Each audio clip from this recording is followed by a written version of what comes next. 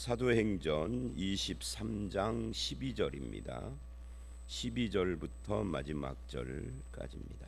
오늘 이 본문은 우리가 어떻게 이해를 해야 할까? 이거 좀 생각을 해볼 필요가 있죠. 제가 생각하기에는 이렇게까지 이 문제를 길게 기록을 할 이유가 있을까? 사람들이 바울을 죽이려고 음모를 했는데 바울의 생질이 그걸 듣고 총독에게 말했다.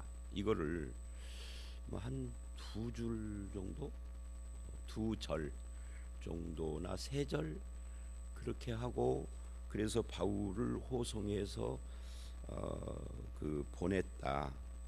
뭐 이렇게 하면은 한 다섯 절 정도면은 충분하지 않을까 하는 생각이 들었어요. 그런데 오늘 말씀이 20절도 넘어요. 그죠? 23절, 24절 이렇게 되는데 쓸데없이 너무 길게 기록한 거 아닌가 하는. 근데 이 본문뿐만이 아니라 우리가 성경을 읽다 보면 어떤 부분은 이거는 너무 짧게 기록한 것 같은데 이거는 너무 지나치게 길게 늘어놓은 것 같은데 하는 생각이 들 때가 어쩌다가 한 번씩 있습니다. 자주 그러는 건 아니어도 성경 읽다 보면 뭐 이런 걸 이렇게 길게 기록했나 뭐 이런 것들, 족보 같은 것도 그렇기도 하고 하여튼 그런 것이 좀 있어요. 오늘 본문도 그래요. 그러면 이제 성경 기록을 우리가 뭐 이랬어야 좋을 텐데 하고 시비할 수는 없죠. 그러면은 왜 이 문제 내가 보기에는 한 다섯 절이면 가능한 걸 이렇게 길게 기록을 했을까? 왜에 대한 질문을 하고 답변을 해야 할 필요가 있어요. 이것에 대해서 답변을 이렇게 할 수 있죠. 이제 12절서부터 30절은 이제 그 바울을 보내는 그런 내용인데요. 여기는 사람들의 그런 모습들, 여러 종류의 사람들이 등장을 해요. 바울과 바울의 생질과 총독과 그 외에도 뭐 군병들도 막 몇백 명이 나오고요. 근데 이 사람들의 모습 그리고 그들을 통해서 역사하시는 하나님의 역사라고 말을 할 수도 있고 섭리 이렇게 표현을 할 수도 있겠죠. 그런 것들을 우리는 이 본문에서 보게 됩니다. 그리고 이제 31절서부터는 그 결말이라고도 할 수 있는데요.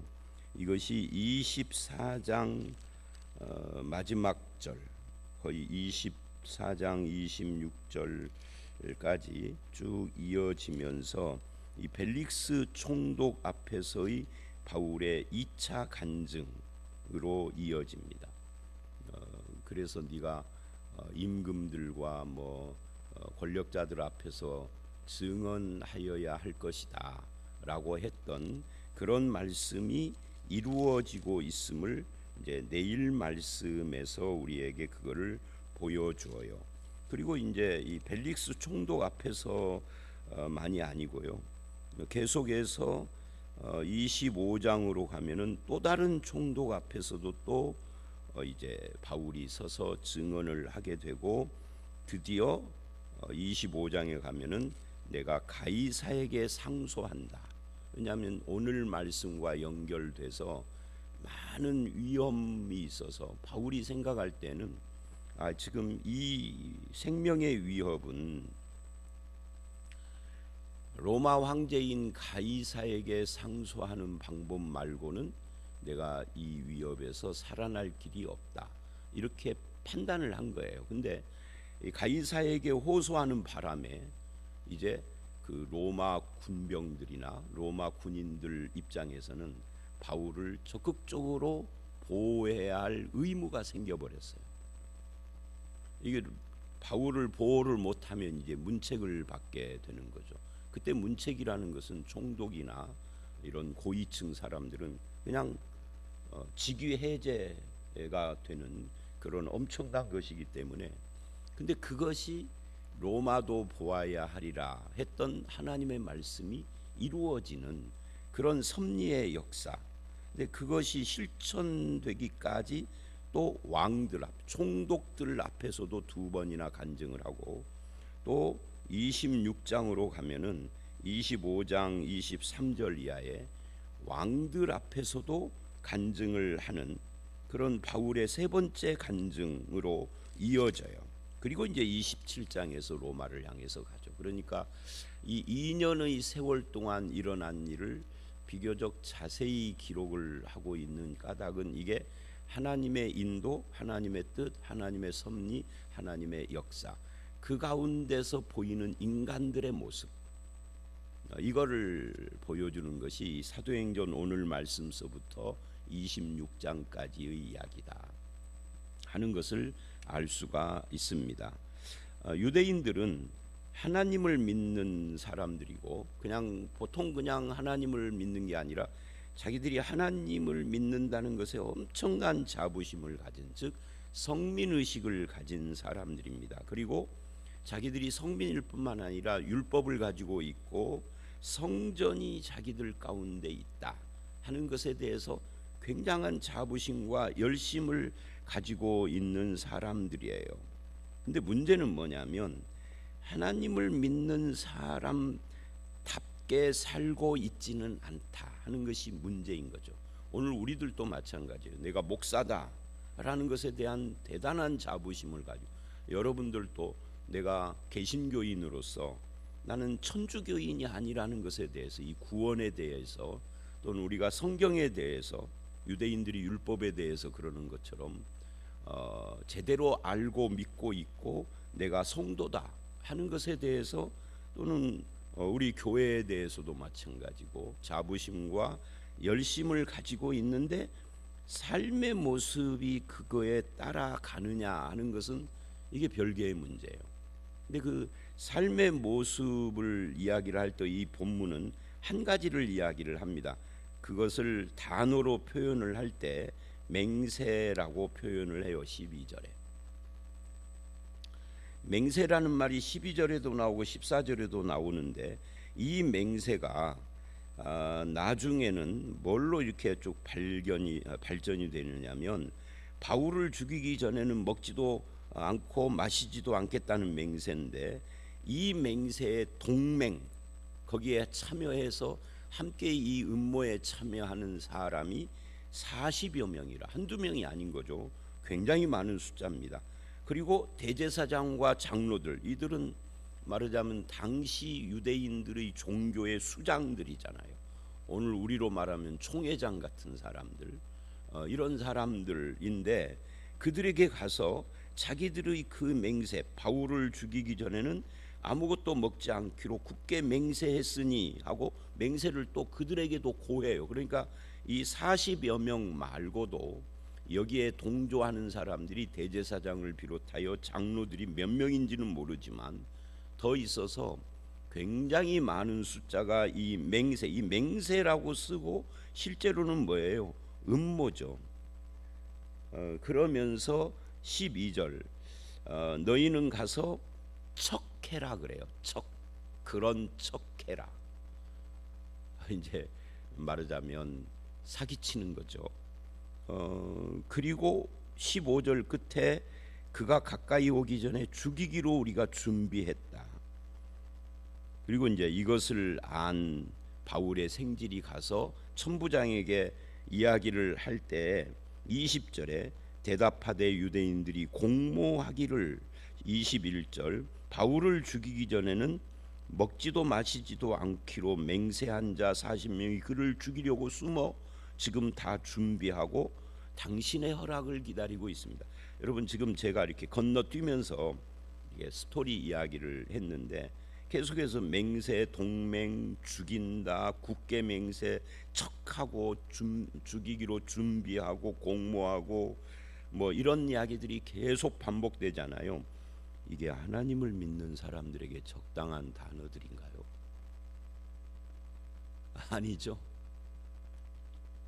이들의 이런 모습은 그렇다 쳐도 이런 모든 단어를 다른 단어 하나로 대체를 한다면 그거는 음모예요. 그것도 사람을 죽이려고 하는 음모예요. 나오고 생각이 다른, 나오고 입장이 다른 사람을 죽이려고 하는 음모인데, 이것이 이들에게만 있는 건가 아니면 우리들에게도 있지는 않은가?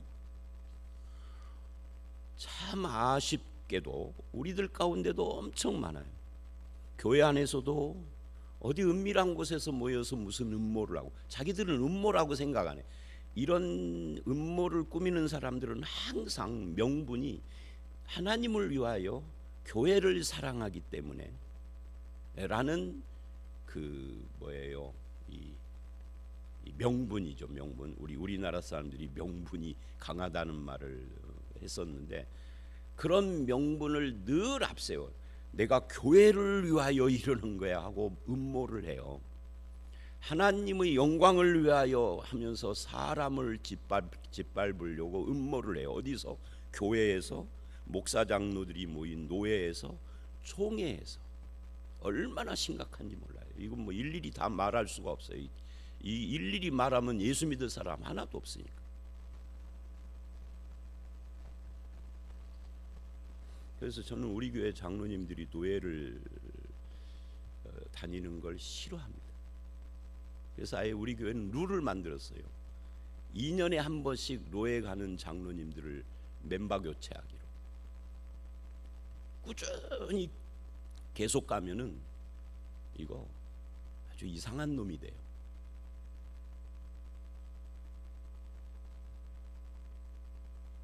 교회를 어지럽혀. 이게 믿는 자인가요? 오늘 이 본문에서요, 2000년 전에 그런 사건이 있었네, 뭐 이걸 이렇게 길게 이렇게가 아니라, 이게 오늘 말씀뿐만 아니라 성경은 해석으로 끝나면 안 돼요. 해석으로 끝나면 뭐 이거 무슨 뭐 차라리 그 시간에 자연과학 같은 걸 배우는 게 낫지. 성경은 아무 의미가 없죠. 해석으로만 끝나면. 이것이 나에게 주시는 하나님의 말씀으로 가야 의미가 있는 거예요. 그걸 적용이라고 하죠. 옛날에 이런 의미였다, 당시에 그래서 어쨌다고 나오고, 그것이 오늘 우리에게 어떤 도전과 의미와 나에게 어떤 것을 요구하고 있는지, 뭘 보여주고 있는지, 내 모습을 이 히브리서 4장 12절식으로 말하면 이 말씀이 살아서 내 속에 있는 은밀한 것을 찔러 쪼개는, 그것이 없으면 성경은 죽은 거죠. 2000년 전 문서가 우리하고 뭔 상관이 있어. 근데 참 놀랍게도 이 성경을 읽으면 내 모습을 그대로 비치고 우리 주변 사람들의 모습을 그대로 거울처럼 드러낸다는 거. 그래서 야고보서 1장은 말씀을 거울이라고 그래요. 문제는 사람들이 거울을 보고 잊어버리는 거죠. 자기 모습을 거울에서 봤어. 그런데 돌아서서 잊어버려. 전화 통화하다가, 그죠? 자, 이들의 이 음모, 그냥 음모가 아니라 살인 모의, 어느 정도냐? 죽이기 전에는 먹지도 마시지도 않겠다라는. 그런데 이들은 이것을 성전과 율법과 하나님에 대한, 또는 성민 의식에 젖어서 하나님과 율법에 대한 열심으로 이거를 하고 있는데, 그 자기들이 열심으로 지키려고 했던 그 하나님의 말씀은 뭐라고 하죠? 십계명에서 살인하지 말라 그래요. 근데 우리는 참 이상한 종족들이에요. 인간이라는 종은 항상 정당화를 잘해, 합리화. 그래서 살인하지 말라를 이들은 모르는 게 아니에요. 구약을 거의 통째로 외우는 사람들인데, 바리새인들은 구약 성경을 모르는 바가 아니에요. 근데 정당화를 하는 거예요. 뭘로 정당화를 할까요? 아까 나왔죠. 하나님을 위해서 내가 지옥을 가리라, 그죠? 교회의 영광을 위해서, 이익을 위하여, 유익을 위하여서, 율법을 수호하기 위하여서 율법을 어기는 거죠. 이런 명분이 우리에게도 많아요. 이 종교적인 맹신, 열정, 이 맹목적 신앙에 빠져서 이런 모순을 저지르는 일들이 나에게는 없을까? 그래서 우리의 음모와 거짓과 술수와 누군가 어떤 사람의 영혼을 짓밟는 것을 정당화하는 이런 것이 우리에게는 없을까를 생각해 봐야 합니다. 음모, 거짓, 술수. 아까 제가 15절에 척, 이 15절 이야기에서 제일 눈에 띄는 것이 더 자세히 물어보려는 척하면서 라고 하는 이 척자예요. 그런 척하는 이 가증스러운 이것을 신앙의 열심으로 한다. 이 음모와 공모를 이 작당을 해서 숨어 준비하는 20절, 21절, 그리고 그것을 30절에서는 간계라고 부르는데, 이 간계를 전부 다 하나님을 믿는 열심으로 하나님을 위하여, 교회를 위하여, 율법을 위하여 하고 있다. 나의 열정과 나의 열심이 사람을 죽이는 열정이고 복음을 위한 열정이고 하나님을 붙드는 열정이고, 이 셋 중에 어떤 것일까요? 뒤에 복음을 위한 것이고 하나님을 붙드는 것이 아닌 사람을 어떻게 해보려는 열정이라고 하면은 우리도 똑같은 거죠. 그런데 이제 문제는, 자, 이 사람들의 이런 잘못된 자기 정당화만 여기서 보고 끝나면은 아무것도 아니죠. 근데 인간들이 이런 음모를 꾸미는 것이, 아까도 제가 서론에서 전체적인 흐름에 대한 이야기를 했는데, 이것이 하나님의 역사, 섭리하고 맞물려서 저들의 계획대로 안 가고 다른 방향으로 가는 거죠. 그래서 하나님이 말씀하셨고 네가 증인이 되리라 라고 했던 그 왕들 앞에서, 총독들 앞에서 증인이 되고 결국은 로마까지 가게 되는 그 역사의 시동이 걸리고 있는 거죠. 그래서 어떤 일이 생기느냐면, 이런 음모 중에 마침 16절, 우리는 이것을 우연히 또는 마침 뭐 이렇게 표현을 하지만 그건 인간적인 표현이고 하나님 쪽에서는 우연이 아닌 거예요. 이 바울의 생질이 조카죠. 조카가 그 소식을 들었다라는 것은 이게 하나님의 역사예요. 이 바울의 생질도 생질 조카니까 이도 바리새파일 거 아니에요. 왜냐하면 바울의 가문 자체가 바리새 집안이기 때문에.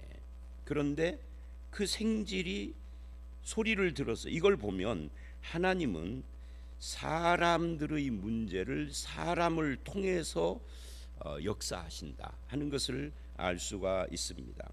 그래서 어제 말씀 11절에 그날 밤에 주께서 바울 곁에 서서 담대하라, 증언할 것이다. 예루살렘에서 나의 일을 증언한 것 같이 로마에서도 증언하여야 하리라 했던 하나님의 약속을 어떻게 이루느냐 하면, 첫째는 생지를 통해서 이루어 가시는 거죠. 오늘 본문에 한정하면. 그리고 또 천부장의 지혜와 결단을 통해서 이루어 가세요. 그게 22절로 24절이죠.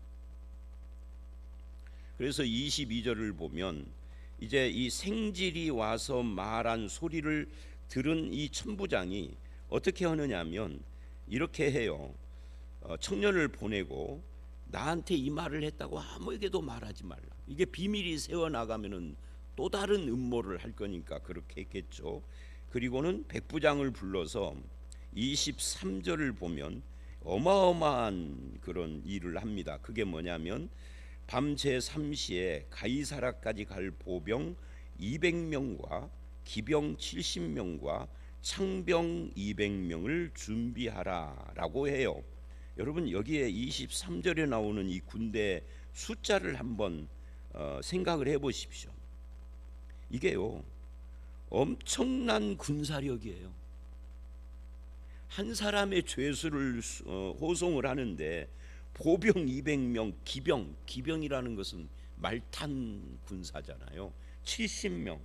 이게 아마 오늘날로 말하면 미국 대통령 바이든이 우리나라를 방문했다고 해도 이 정도 군사를 동원할까?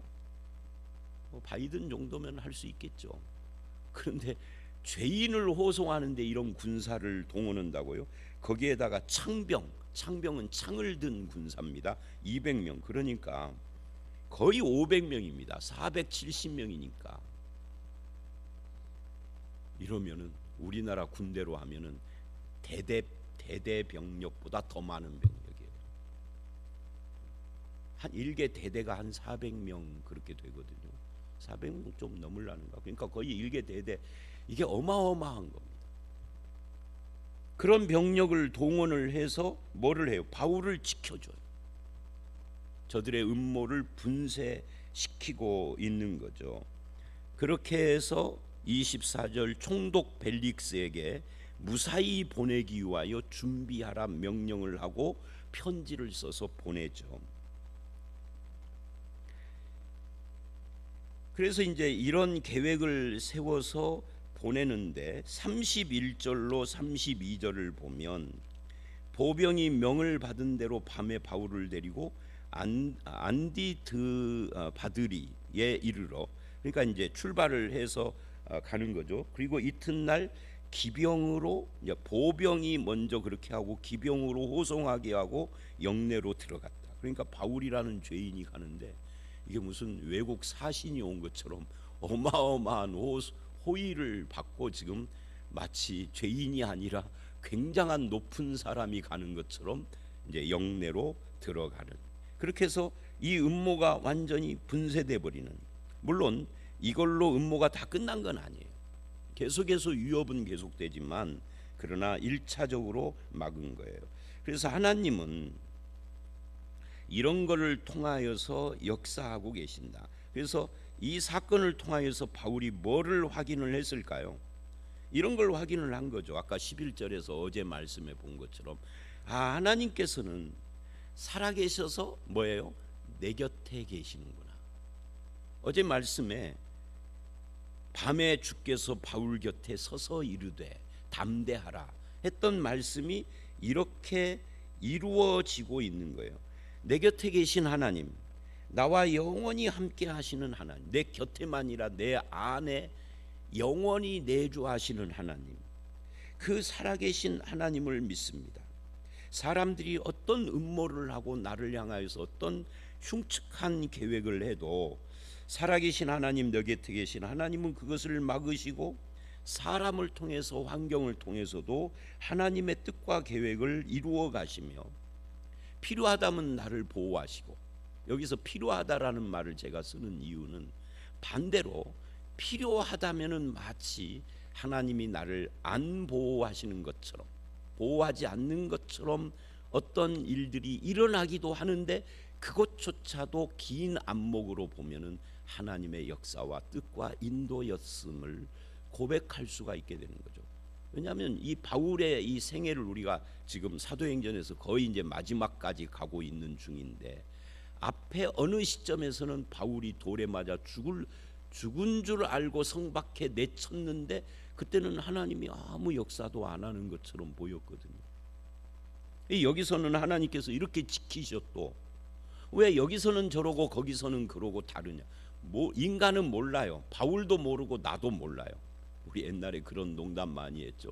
나도 모르고 시어머니도 모르고 며느리도 모른다라고. 몰라요. 하나님만 아시죠. 그때는 그렇게 하시고자 하는 하나님의 어떤 뜻이 있고, 여기서는 이렇게 하시는 하나님의 뜻이 있는데, 다만 한 가지 중요한 것은 그래도 하나님은 내 곁에 계시고 그 뜻과 그의 인도하심으로 나를 이끌고 계신다 하는 것은 분명하다. 그래서 우리도 필요하다면 보호도 하시고 필요하다면 마치 보호하지 않는 것처럼으로도 역사하실 줄 아는 하나님이 우리와 영원히 함께 하시고 나를 지키신다. 하나님의 뜻을 이루고 계신다, 나를 통하여서. 그래서 하나님을 믿기에, 그런 하나님을 믿기에 우리는 뭐를 안 한다? 이게 중요해요. 간계를 부리지 않는다. 음모를 꾸미지 않는다. 그죠? 거짓과 술수와 모의와 착당을 하지 않는다. 자기를 합리화하고 자기를 포장하거나 폭력을 행하거나 그렇게 하지 않는다. 이게 살아계신 하나님, 내 곁에 계신 분을 믿는 사람들의 태도죠. 그러니까 저들도 똑같이 하나님을 믿는다고 해요. 그런데 저들과 우리가 뭘로 차이가 나느냐면 열매를 보아 아는 거죠. 열매가 아니면 아닌 거예요. 나는 사과나무라고 팍팍 우기는데 그런데 배가 열렸잖아요. 그럼 배나무인 거지. 열매를 보아 안다라는 것이 이런 걸 말하는 겁니다. 크게 부흥했다 이런 열매 말고요. 그건 성경이 말하는 열매가 아니야. 목사의 열매는 교회가 크게 부흥했다가 아니라 네가 목사니까 간계를 부리지 않고 술수, 모의, 작당, 분노, 자기 포장, 권위주의 뭐 이런 것들을 하지 않고 주의 뜻대로 한다. 이게 열매인 거죠. 우리는 열매, 이제 이번 주 돌아오는 주일 열매 이야기가 계속될 텐데 30배, 60배, 100배가 이번 본문의 결론이잖아요. 이 열매에 대한 오해와 착각이 참 많아요. 자, 오늘은 열매 이야기까지 가면은 지나치게 많이 가는 거니까 하여튼 그렇다. 그래서 우리는 살아계신 하나님을 믿는다. 그분이 내 곁에 계신다. 나와 함께 계신다. 그러니 뭐를 하고 뭐를 안 한다. 안 하는 것들에 대해서 이야기를 했어요. 하는 것은 주님의 뜻을 이루고 순종하는 삶을 사는 것이죠. 하나님은 희한한 방법으로 바울을 로마까지 인도하시려고 하는 겁니다.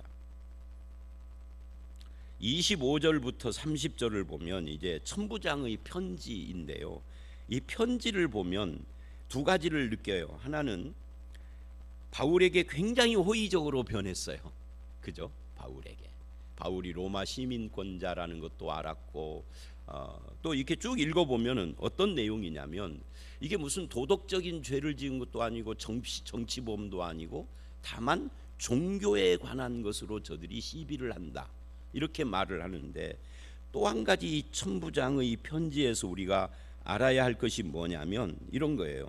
천부장도 그렇게 이야기를 하면서 한 가지 굉장히 인간적인 모습을 보인다. 인간적이라기보다는 죄인의 모습을 보인다. 그게 뭐예요? 27절. 자기가 마치 처음부터 바울이 로마 사람인 줄 알고 처음부터 구출하려고 간 것처럼 거짓말하고 있다. 처음에는 구출하려고 한 것이 아니라 이게 무슨 뭐 강도인 줄 알고 잡아다가 족쳐 죽이려고 사실은 잡으려고 갔었던 거죠. 그러다가 나중에서야 바울이 로마인인 줄 알고 마음이 바뀐 것을 처음부터 자기가 구원했다라고 자기를 포장해요. 왜? 자기 공로를 이참에 부각시켜서 승진하려고 그러겠죠. 여기서도 인간의 모습이 나오고 있다 하는 거예요. 그러나 그것을 빼면 천부장은 바른 판단을 해요. 관계를 알아보고 그리고 죽일 이유가 없음, 즉 사유가 없음. 29절에 사유가 없음을 확실하게 하죠. 그리고 이제 아까 우리가 본 31절, 32절 그렇게 보병, 기병으로 해서 영내로 이렇게 이송을 하고 그리고 33절로 35절 이제 오늘 말씀의 결말입니다. 그들이 가이사랴에 들어가서 편지를 총독에게 드리고 바울을 그 앞에 세우니 총독이 읽고 어느 영지 사람이냐 길리기아 사람이다. 그래 너를 고발하는 사람들이 오면 내 말을 다시 듣겠다 하고 궁에서 그를 가두어 놓고 지키게 한 거예요. 그래서 네 말을 듣겠다. 이게 이제 내일 말씀의 바울의 간증으로 이어집니다. 하나님은 이렇게 해서 바울이 증언하여야 하리라는 그 하나님의 말씀을 이루어 가도록 이렇게 환경을 만들어 가시는데 그 환경이 이렇게 바울에게 편안한 환경이 아니라 사람들이 죽이려고 하는 위협을 통해서도 역사하셨다 하는 거예요. 자, 오늘 말씀의 마무리입니다. 인간들은 인간의 죄인된 모습들을 다양하게 보이는데 그 중에서도 하나님은 우리와 함께 하셔서 역사하신다. 이게 오늘 말씀의 결론입니다. 저와 여러분의 삶에서도 어떤 환경에서든지 하나님이 나와 함께 하심을 믿어야 하고 내가 원하는 대로 되든 원치 않는 대로 되든 하나님의 뜻이 이루어지고 있다. 그래서 우리는 뭐를 하지 않는다? 아까 여러 번 반복했던 것처럼 거짓, 술수, 모의, 작당, 분노, 차기 포장, 합리화, 폭력 이런 것들을 하지 않는다. 하나님의 뜻 앞에서 말씀에 순종하는 삶을 살아가는 저와 여러분들이 다 되시기를 주의 이름으로 축원합니다. 함께 기도하겠습니다. 하나님 아버지, 바울을 죽이려고 하는 공모를 하고 그리고 간계를 꾸미는 그런 모습 속에서 하나님을 믿는다 하고 율법의 열심이요 성전의 열심이며 성민이라는 자부심이 있는 사람들이 오히려 안 믿는 사람보다 더 악독한 모습으로 거짓에 빠져 있고 모의를 하는 그런 모습들을 우리가 봅니다. 혹시 우리가 똑같이 하나님을 믿으면서도 이런 자기 합리화나 죄 가운데서 자기를 정당화시키는 일들을 하고 있지는 않은지 스스로를 살피게 하시고, 정말 하나님은 어떤 순간에도 우리와 함께하며 내 안에 계시고 내 곁에 계신다라는 것을 믿는다면 정말 하나님을 닮은 삶, 하나님의 말씀이 말하는 성도의 삶을 살아가는 저희들이 되게 해 주시옵소서. 어떤 상황에도 하나님의 뜻이 이루어진다면 주님 모든 것을 내려놓고 주의 뜻을 따라서 살아가기를 힘쓰는 우리가 되도록 주님 인도해 주실 줄 믿사옵고 예수님 이름으로 기도드려 싸움나이다. 아멘.